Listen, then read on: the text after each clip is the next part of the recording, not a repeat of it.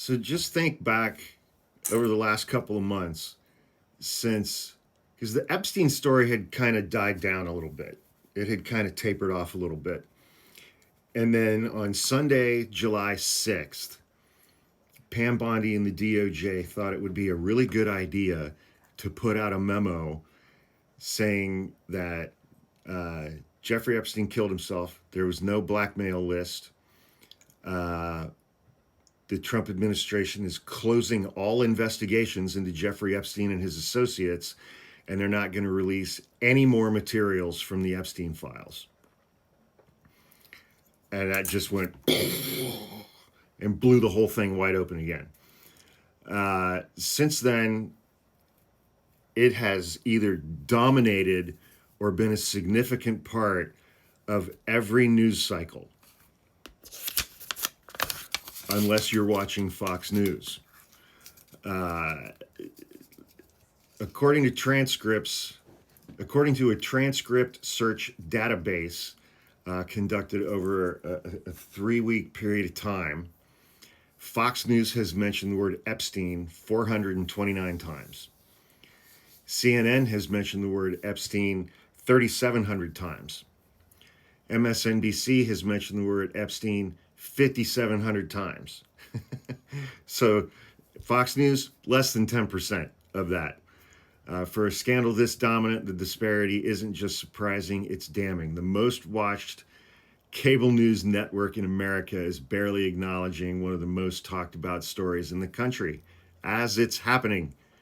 As it's happening. You think Sean fucking Hannity did a 10-minute segment on Trump's birthday note to Epstein last night to open up his A block? And this relative silence seems far more deliberate than accidental for a scandal that fascinates both Beltway insiders and QAnon corners of the MAGA base. Fox has gone quiet.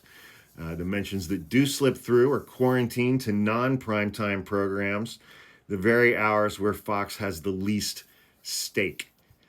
In the slots that drive ratings and revenue, Epstein barely exists. They're not talking about him. The primetime hosts aren't talking about this at all. That's why your drunk uncle doesn't have any idea about a lot of this stuff that's going on right now.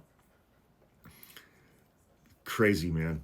This isn't about news judgment. It's about politics and what's become a remarkably lucrative business model. Fox knows its viewers don't want uncomfortable Trump-adjacent headlines. Yeah, he's a convicted felon. He's an adjudicated rapist. He was found liable for a decade's worth of fraud. He was indicted 91 times in 4 separate jurisdictions, including 32 times for violations of the Espionage Act. The Trump Organization was found guilty of 17 felonies in November of 2022 for fraud. The list goes on and on. Oh, it turns out, he was also best friends with Jeffrey Epstein, the most prolific child molester in recent memory.